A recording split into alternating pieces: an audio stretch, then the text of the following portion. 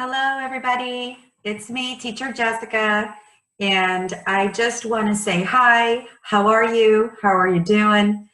I'm sorry I haven't been out doing lessons in a while, but I'm back.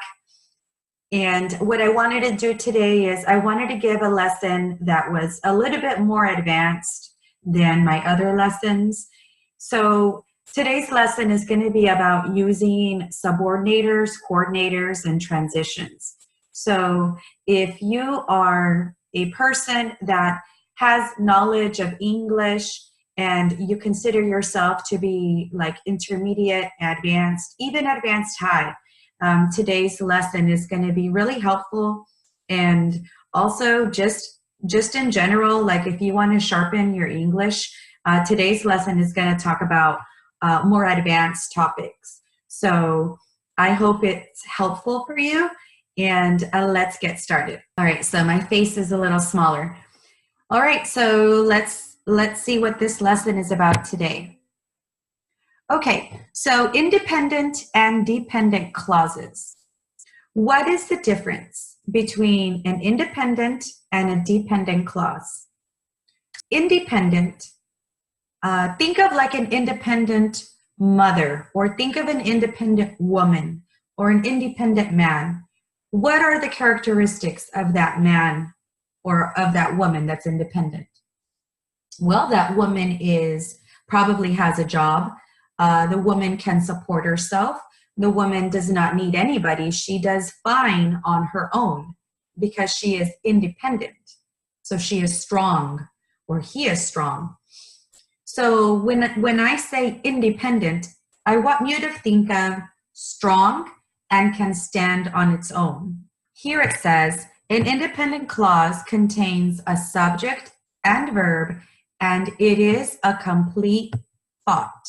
Remember that it is a complete thought, meaning it is strong, right? You're not left feeling like, that's not, like, that doesn't sound right, or you don't have questions about the sentence because the sentence is complete. Here are some examples. I was studying. Okay, I was studying. I was. So was, studying are the verbs. So this is complete. It is cold. She lives in New York. We don't know the answer. So all of these are independent clauses, or also known as a complete sentence. Now, a dependent clause or dependent clauses, I want you to think, okay, what is a dependent? Especially if like you're filing taxes. I know on my taxes, it will say, do you have dependents? That means, do I have children? Okay, so can a child take care of themselves? No, they are dependent. They depend on others. So when you think of the word dependent, think of how that means not strong or incomplete, like a child. A child cannot live and support themselves. They cannot get an apartment. They can't have a job. They are dependent. Okay, so let's read. A dependent clause contains a subject and a verb, but is not a complete thought. So yes, it has a subject. Yes, it has a verb, but it is not a complete thought. This is what they look like. While I was studying, okay, what about it, right? You're wondering like, okay, what else? So this is how you know you have a dependent clause. There is a subject, I, there is a verb, was studying, but it's incomplete. It's not a complete thought. Because it is cold, dependent. We don't know why or what, because it was cold. If she lives in New York, dependent. At the time, I thought, dependent clause, as it was very hot. Subject is, verb was, but it does not make sense. It is not a complete thought. So how can we make a dependent clause, like one of these, into a full sentence? So you need to make it an independent clause. We need an independent clause to make these into complete sentences. So the dependent clause is here, this first part. While I was studying, okay, how do we fix it? Well, we have to add an independent clause. If the sentence begins with a dependent clause, you must add an independent clause. Okay. So here are some more examples. She is wearing a coat because it is cold. Now, in this case, the independent clause was added to the beginning of the dependent clause. On this one, where is the dependent clause? In the beginning or at the end? It's at the beginning. This is the dependent. If she lives in New York, comma, she must like big cities. So the independent clause that was added is this one here. This is the complete sentence that was added to the dependent clause. Now, something to remember is if you begin a sentence with a dependent clause and you add an independent clause, you must use what? A comma. You must put a comma only if the sentence begins with a dependent clause like this one. Okay, so identifying clauses.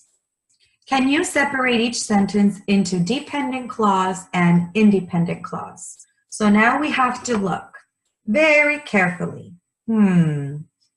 Where do I see the dependent clause and independent clause? She brushed her teeth before she went to bed.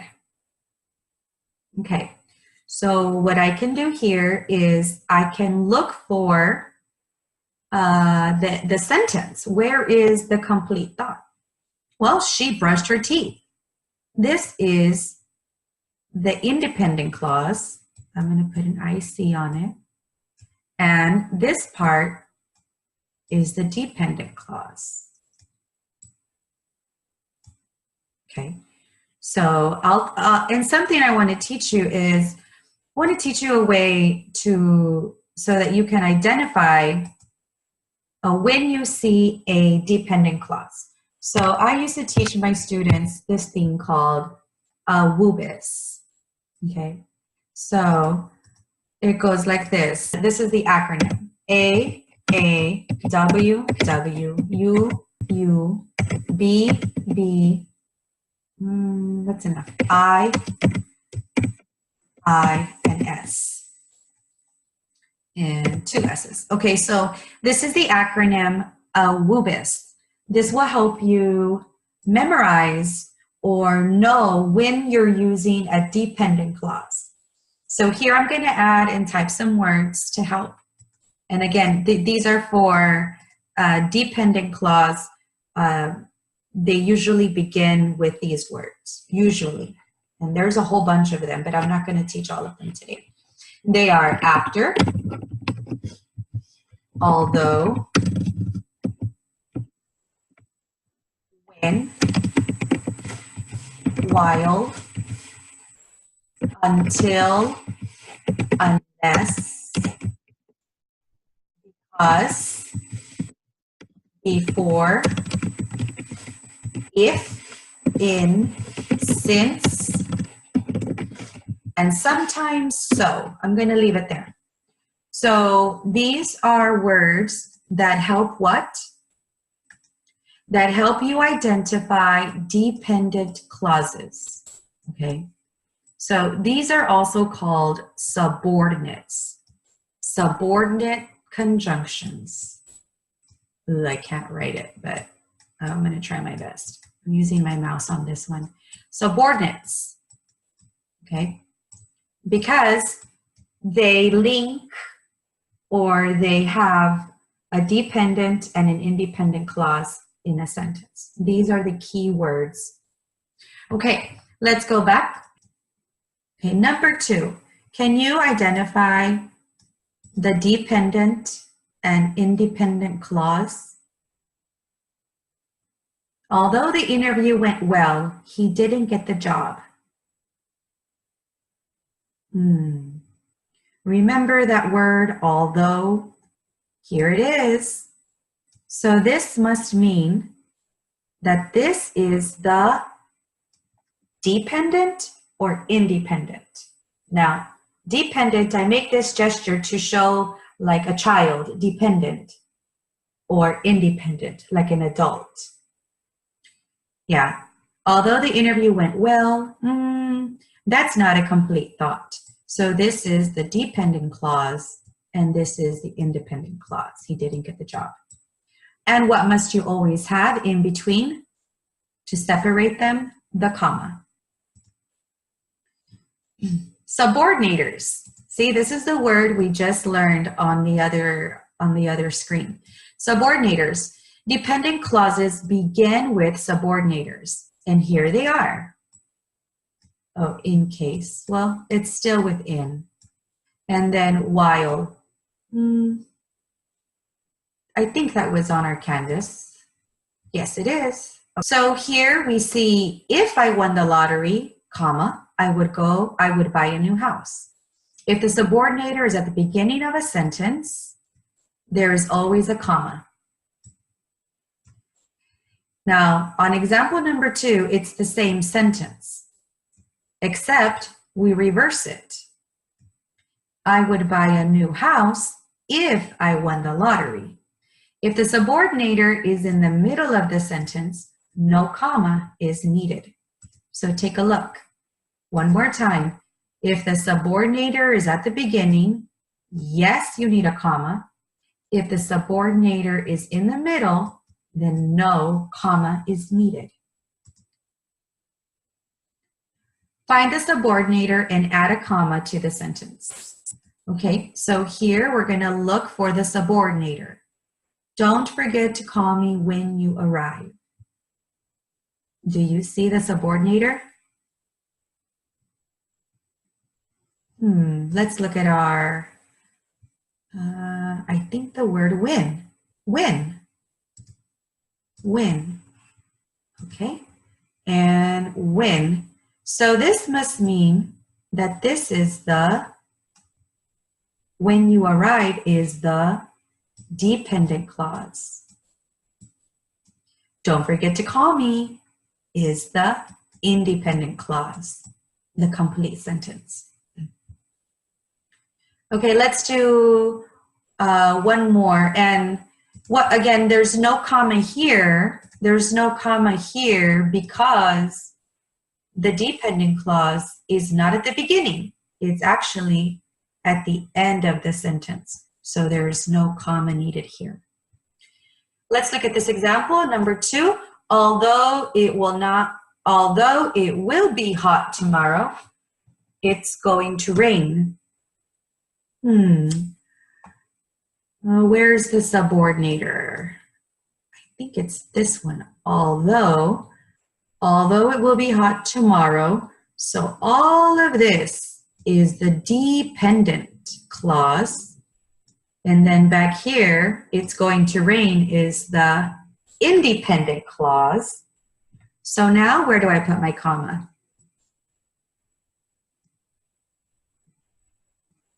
Yes, right here. The comma goes in between tomorrow and it's going to rain. So the sentence should read like this. Although it will be hot tomorrow, it's going to rain. Okay. And let's continue. Another type of word that's used to connect is coordinators. Coordinators are used to connect elements in a sentence. They usually connect two independent sentences. independent clauses. So here we're looking at the coordinators. The most popular are okay, so we say fanboys. Fanboys is another acronym. We can remember the mnemonic fanboys to remember these words. For, and, nor, but, or, yet, so. Here's an example. I love to eat is an independent clause, comma, and he does too. That's also an independent clause. So this is when you need a comma and then a coordinator. And there are various ways to use these. The most popular, I think, are and, but, and or, and so. So, and, but, or, and so, I think are the most commonly used. One more time. So the coordinator structure is when a coordinator connects two independent clauses, put a comma before the coordinator. So this is the coordinator. The comma will come before the coordinator, but after the complete sentence. And so that's just something you have to remember. Be careful that, like this sentence, you don't, even though there is and, this second part here is not a complete sentence. Therefore, you should not have a comma because you're just adding by using and. Here's an example of how and can be used to show addition or combination. The sentence says, she cooked dinner, comma, and she washed the dishes. Now, this is being used correctly because this is an independent clause and this is an independent clause. So this is correct. Now down here, it's the same sentence, but they took out she. So now what you have is not two independent clauses. What you have now is two verbs. She cooked dinner and washed the dishes. So here you have compound verbs and it's not used with a comma. Okay, so here it tells us how to use the word but. The coordinator but expresses contrast or the opposite. She applied, but she wasn't accepted into the university. So yes, she applied. Now what's the opposite of being, of applying or, so the opposite is that she didn't get in, right? So the idea of applying and not getting in is the opposite. So let's complete these sentences in your own words. She exercises every day, but, well, what's the opposite of the effect of exercising every day? I would say, but she, can you give me some ideas? But she can't lose weight. I don't think you can see that. Number 2, he studied hard, but, well, what's the opposite? What would be something that's like the opposite of him studying hard? He studied hard, but he still failed the class. Number 3, it wants us to figure out the first sentence. So we have to look at the second sentence. Blank, but, comma, but her brother doesn't. Okay, so maybe she likes or does something, but her brother doesn't. So we can say, she likes cake, but her brother doesn't. Okay, so that's going to wrap up for today. I hope this was helpful in explaining a little bit about how we make those longer sentences, and maybe start writing down how you're going to use these sentences that you create. Think about if you want to speak using a subordinator, start a sentence with a subordinator, put in a comma, and then a complete sentence. Also think about situations that you, when you have a lot to say, can you do sentences with coordinators where you say a sentence, comma, and another sentence so that your thoughts are more connected. Okay, thank you so much, and I hope you like this video. Please like, subscribe, and share. Have a wonderful day. Goodbye.